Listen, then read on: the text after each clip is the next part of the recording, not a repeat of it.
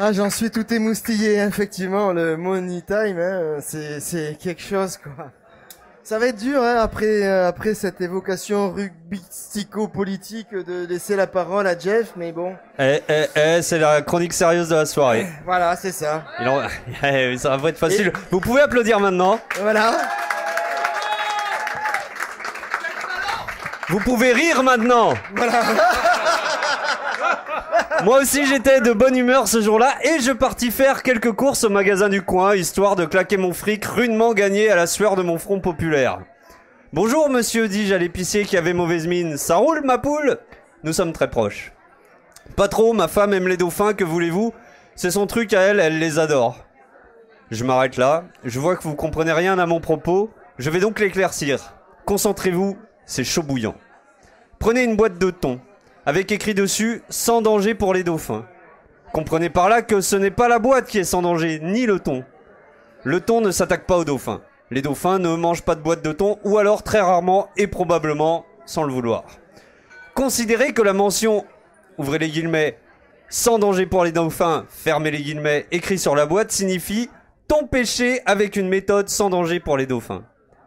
C'est une forme de label, de protection de la nature qui permet aux gentils dauphins d'être préservés tandis qu'on bouffe du thon à l'huile ou au naturel. C'est selon. Prenez maintenant, vous suivez? Ça me fait plaisir. Prenez maintenant un état, comme un état, vous voyez, un état qui produirait du thon pêché sans se préoccuper des dauphins et qui voudrait l'exporter. Ça arrive tous les jours, c'est banal comme truc. On se trouve donc avec deux états. Un qui aime les dauphins, l'autre qui s'en tamponne. Considérez que ces deux États, dans un grand élan de folie néolibérale, ont signé un grand traité de libre commerce comme on sait les faire aujourd'hui.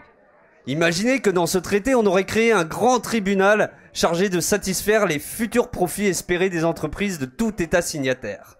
Un tribunal avec des grands juges, avec plein de lobbies économiques qui tournent autour. Un tribunal ne dépendant d'aucun gouvernement élu. Mieux, qui serait plus fort que les gouvernements élus.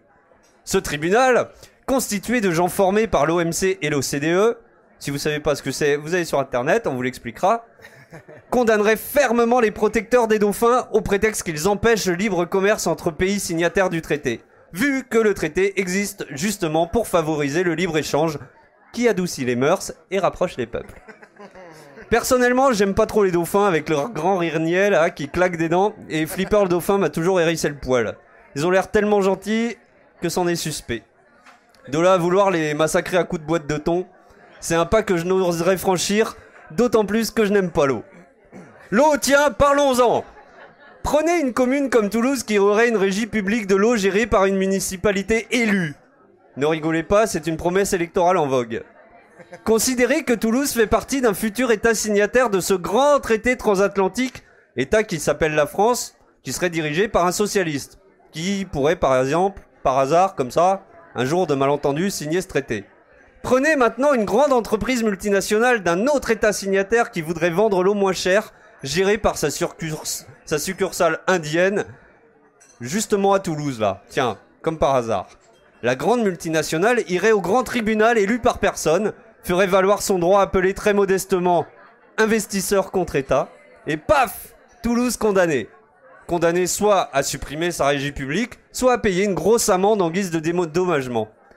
Évidemment avec tes impôts mon chéri, hein, tu crois quoi? Que le pognon il sort de l'imprimerie nationale, de l'imprimerie municipale?